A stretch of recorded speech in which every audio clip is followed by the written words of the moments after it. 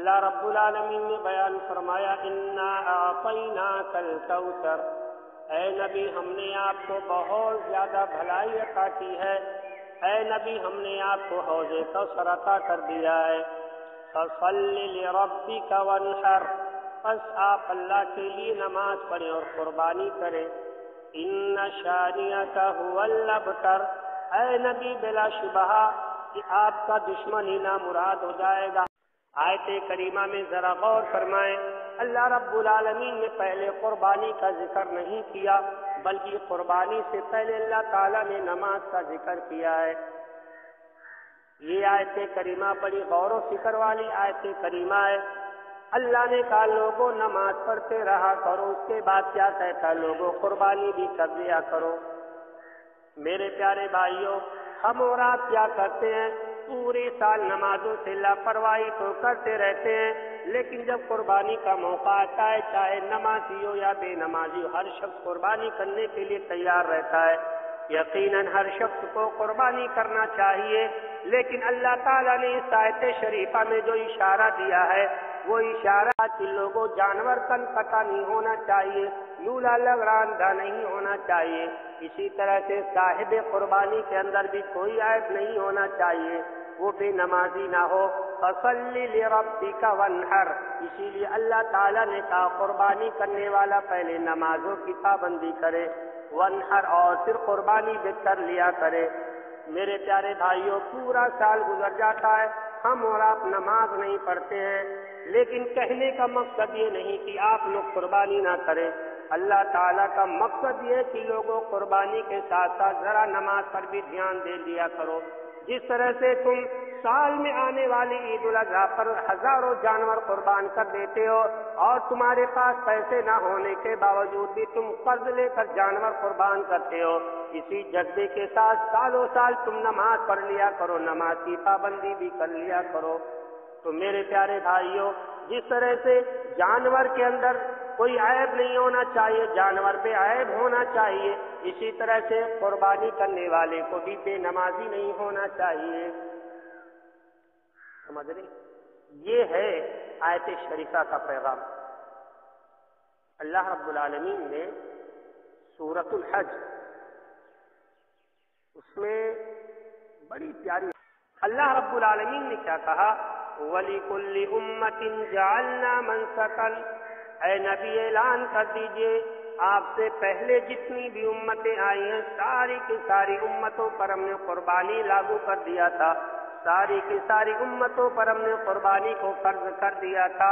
وَلِكُلِّ أُمَّةٍ جَعَلْنَا مَنسَكًا، اے نبی ایسا نہیں کہ صرف آپ کی امتی کے لیے میں نے قربانی کو مشروع کیا ہے، نہیں، بالکل نہیں۔ آپ سے پہلے دیکھو جتنے بھی نبی آئے سارے کے سارے نبیوں میں ہم نے قربانی کو مشروع قرار دیا ہے۔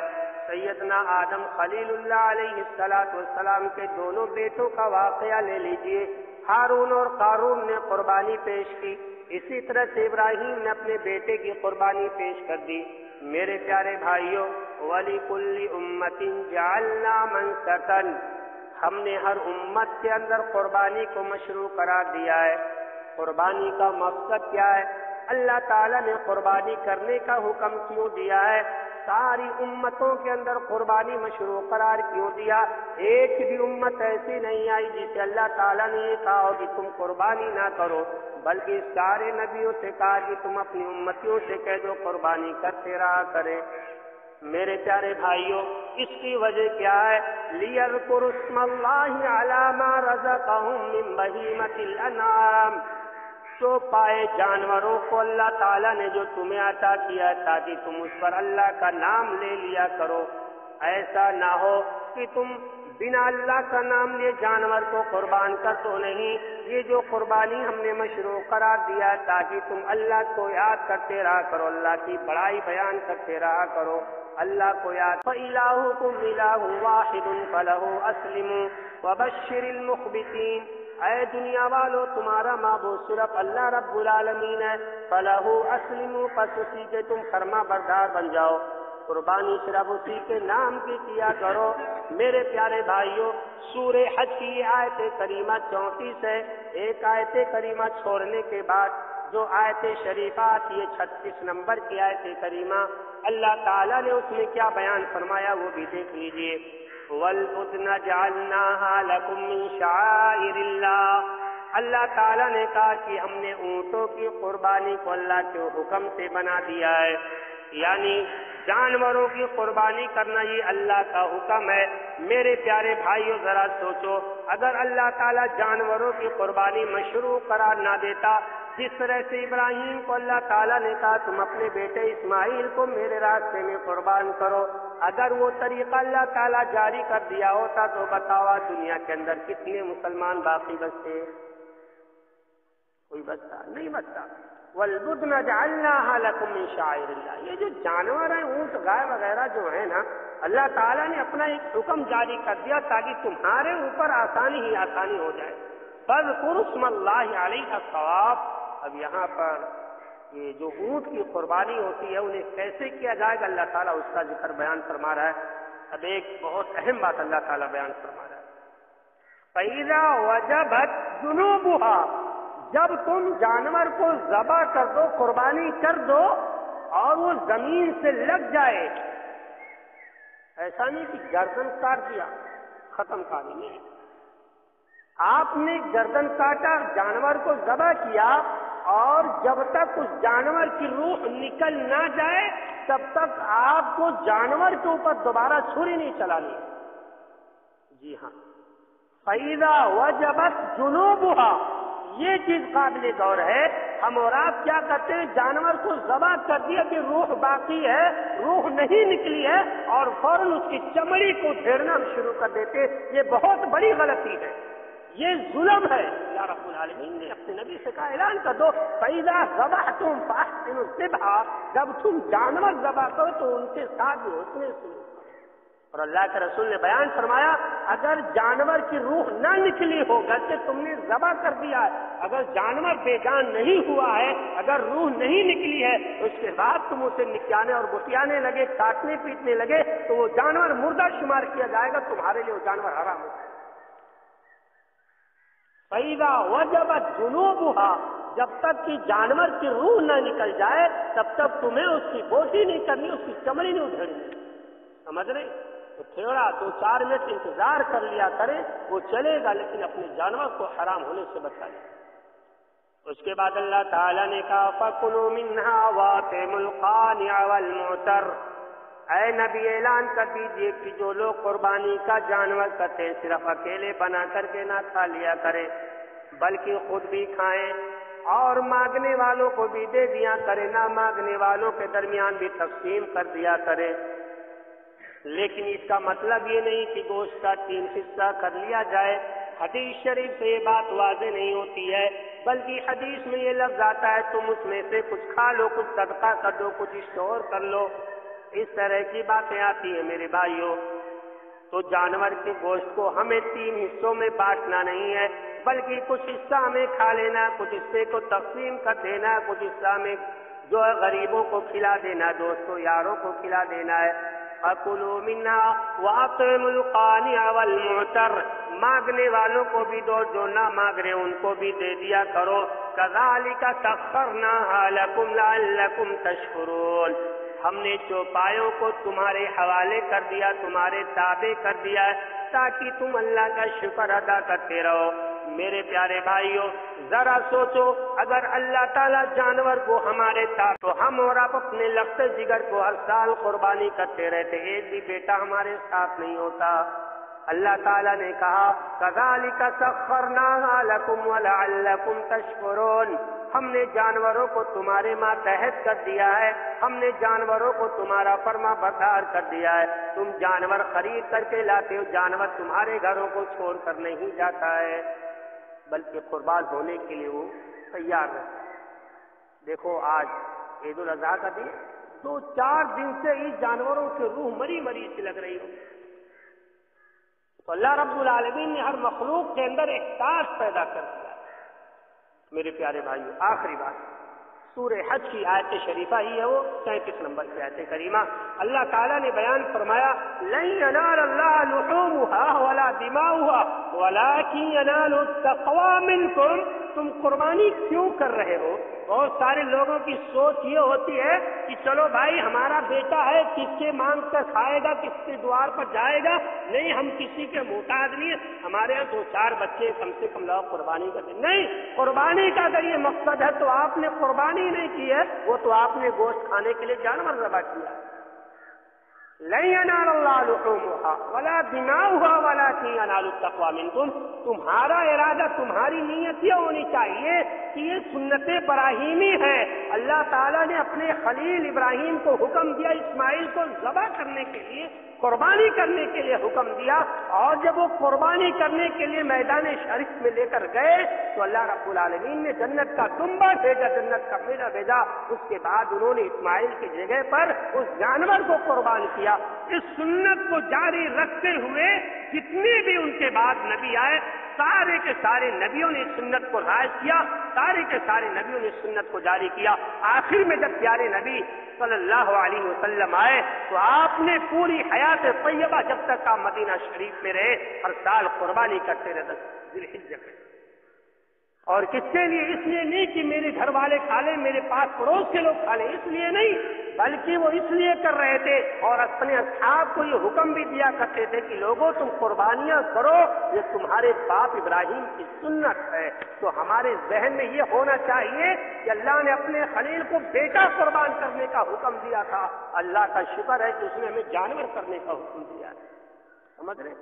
یہ نیت نہیں ہونی چاہیے کہ ہمارے گھر پہ بچے ہیں یا سب لوگ کر رہے ہیں تو میں نہ کروں. نہیں، اگر آپ کے اندر استطاعت نہیں تو شرم کی بات نہیں ہے، روزی دینے والا وہ ہے، لیکن آپ کی نیت یہ ہو قربانی کی کہ آپ سنت ابراہیمی کو زندہ کر رہے ہیں. ہمارے نبی نے ہر سال قربانی کیا ہے، ہم بھی آپ کے طریقے پر چلتے ہوئے ہر سال قربانی کریں گے اور اس سال بھی ہم اس لیے جانور لے کر جائیں.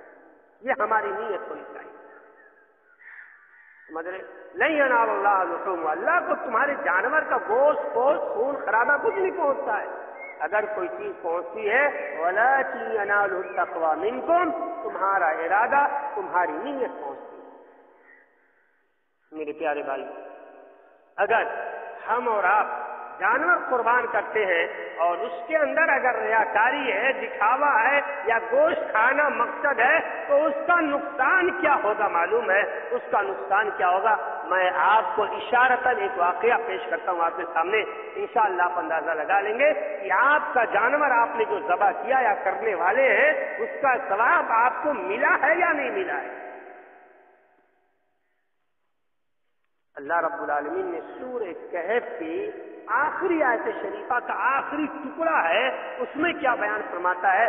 فمن کان یرجو لقاء ربہ، جو لوگ اپنے رب سے ملنے کی امید رکھتے ہیں، جو لوگ چاہتے ہیں کہ ان کی نیکیاں قبول ہو جائیں، جو لوگ جنت میں جانا چاہتے ہیں، فلیعمل عملا صالحا، تو چاہیے کہ وہ خالص اللہ کے لیے عمل کیا کرے، نیک عمل کیا کرے. آگے کیا کہا؟ ولا یشرک بعبادت ربہ احدا، اور وہ ریاکاری نہ کرے. شرک اصغر، ریاکاری. ولا یشرک بعبادت ربہ احدا، اور وہ اپنے اس نیک عمل میں دکھاوا نہ کرے، ریاکاری نہ کرے، شہرت کے لیے نہ کرے. اگر دکھاوا آ گیا تو وہ عمل برباد ہو جائے گا، اس کی نیکی آپ کو نہیں پہنچ پائے گی. میرے پیارے بھائیوں، میدان محشر ہوگا، اللہ رب العالمین عدالت کی کرسی پر جلوہ افروز ہوگا، سارے کے سارے کائنات والے وہاں پر جمع ہوں گے. ہر امتی اپنی نبی کے ساتھ ہوگا، ہر شخص اپنے مرید کے ساتھ ہوگا، ہر شخص اپنے ماننے والے کے ساتھ ہوگا. اللہ رب العالمین ساری کائنات والوں کے سامنے، سارے نبیوں کے سامنے عدالت کی کرسی پر فیصلہ کر رہا ہوگا بیٹھ کر کے. میرے پیارے بھائیوں، ایک مالدار آدمی لایا جائے گا. مختصر انداز میں میں واقعہ پیش کر دیتا ہوں. ایک مالدار آدمی لایا جائے گا. اللہ رب العالمین سوال کرے گا، میرے بندے بتا، میں نے تجھے رہنے کے لیے گھر دیا تھا، کھانے کے لیے کھانا دیا، پہننے کے لیے کپڑا دیا تھا، چلنے کے لیے سواریاں دی تھی، نہ جانے کیسی کیسی نعمتیں میں نے تجھ پر نازل کی تھی. اے میرے بندے بتا، تو نے میرے لیے کون سا نیک عمل کیا ہے؟ وہ مالدار آدمی کہے گا، اللہ، میں نے کوئی نیک عمل نہیں کیا ہے، صرف ایک نیک عمل کیا، میں نے فلاں کی مدد کر دی ہے، فلاں کے بچے کی شادی کرا دی ہے، یا فلاں کو قربانی کا جانور دے دیا ہے۔ میرے پیارے بھائیوں، وہ مالدار آدمی جو بھی مال اللہ کے راستے میں خرچ کیا ہوگا، اللہ تعالیٰ کے سامنے کہے گا اللہ میں نے یہ نیک عمل کیا ہے۔ اللہ رب العالمین کہے گا اے میرے بندے، کیا تو نے یہ میری رضا کے خاطر نیک عمل کیا تھا؟ کیا تو نے فلاں کو جانور کی قربانی کا جانور دیا تھا میری رضا کے خاطر؟ کیا تو نے فلاں کی شادی کرائی میری رضا کے خاطر؟ کیا تو نے فلاں کی مدد کی میری رضا کے خاطر؟ وہ بندہ کہے گا ہاں اللہ میں نے تیری رضا کے خاطر ہی دیا ہے۔ اللہ تعالیٰ کہے گا میرے بندے تو جھوٹ بولا، تو نے میری رضا کے خاطر نہیں دیا ہے۔ میرے پیارے بھائیوں، جبکہ وہ بندہ لوگوں کی مدد بھی کیا ہوگا، لوگوں کو قربانی کا جانور بھی دیا ہوگا، لیکن اللہ تعالیٰ کہے گا نہیں میرے بندے تو جھوٹ بولا، تو نے یہ کام کیا ہی نہیں ہے۔ میرے پیارے بھائیوں، غور کرنے والی بات یہ ہے نہ وہ بندہ جھوٹا ہے نہ رب العالمین جھوٹا ہے، اللہ تعالیٰ بھی صحیح کہہ رہا اور وہ بندہ بھی صحیح کہہ رہا۔ معاملہ آخر کیا ہے؟ فیصلہ کیسے ہوگا؟ اللہ رب العالمین کہے گا اے میرے بندے، کیا تو نے قربانی کا جانور فلاں کو دیا؟ کیا تیری نیت یہ نہیں تھی کہ لوگ تجھے مالدار کہیں؟ تو نے فلاں کی مدد اس لیے نہیں کی تھی کہ لوگ تجھے مالدار کہیں؟ وہ بندہ کہے گا اللہ ہاں میں نے اسی لیے فلاں کی مدد کی تھی، اے اللہ ہاں میں نے اسی لیے فلاں کو جانور کی قربانی کا جانور دیا تھا۔ اللہ تعالیٰ کہے گا اے میرے بندے، تو نے نام کمانے کے لیے، ریاکاری کے لیے فلاں کی مدد کی، فلاں کو قربانی کا جانور دے دیا، تجھے دنیا کے اندر مالدار کہہ دیا گیا، تیرے عمل کا کوئی ثواب میرے پاس نہیں ہے۔ فَمَن يَعْمَلْ مِثْقَالَ ذَرَّةٍ خَيْرًا يَرَهُ وَمَن يَعْمَلْ مِثْقَالَ ذَرَّةٍ شَرًّا يَرَهُ۔ اے میرے بندے، اگر تو نے میری رضا کے خاطر عمل کیا ہوتا تو آج تجھے اس کا بدلہ یہاں پر مل جاتا، تیرا عمل آج برباد ہو گیا، کوئی نیکی تجھے نہیں ملے گی۔ میرے پیارے بھائیوں، مختصراً یہ ایک عالم دین بھی لایا جائے گا، اللہ تعالیٰ اس سے کہے گا بتا تو نے کون سا نیک عمل کیا ہے؟ وہ عالم دین کہیں گے اللہ میں نے اچھی اچھی نمازیں پڑھائی، اچھی اچھی تقریریں کی، اچھے اچھے بیانات دیے، لوگوں کو سمجھائے ہیں۔ اللہ تعالیٰ کہے گا میرے بندے بتا کیا تو نے ریاکاری کے لیے کام نہیں کیا ہے؟ وہ بندہ کہے گا نہیں اللہ میں نے صرف نماز تیری رضا کے خاطر پڑھائی ہے، تیری رضا کے خاطر میں نے تبلیغ کی ہے۔ اللہ رب العالمین کہے گا میرے بندے بتا کیا تو نے نماز اس لیے نہیں پڑھائی تاکہ لوگ کہیں تیری آواز بہت اچھی ہے؟ کیا تو نے فلاں کو اسلام کی تبلیغ اس لیے نہیں کی تاکہ لوگ تجھے بڑا عالم دین کہیں؟ وہ بندہ کہے گا ہاں اللہ میرا مقصد یہی تھا۔ اللہ رب العالمین کہے گا میرے بندے تیرا سارا عمل برباد ہو گیا۔ اللہ رب العالمین کہے گا ٹانگ پکڑ کر کے مالدار آدمی کو جہنم میں پھینک دو، اور ٹانگ پکڑ کر کے منہ گھسیٹتے ہوئے عالم دین کو بھی جہنم میں ہے۔ اسی لیے قربانی کے موقع پر ہماری نیت بڑی درست ہونی چاہیے۔ وما امروا الا ليعبدوا الله مخلصين له الدين۔ ہمیں قربانی اور دیگر عبادتوں کا جو حکم دیا گیا ہے صرف اللہ کے خاطر کرنے کا حکم دیا گیا ہے۔ ریاکاری، شہرت طلبی، دکھاوا یا پھر قربانی کا مقصد اگر یہ ہے کہ میرے بچے ہیں یا لوگ مجھے کیا کہیں گے تو معاف کریے گا، اللہ رب العالمین کے یہاں سے قربانی نہیں دیکھی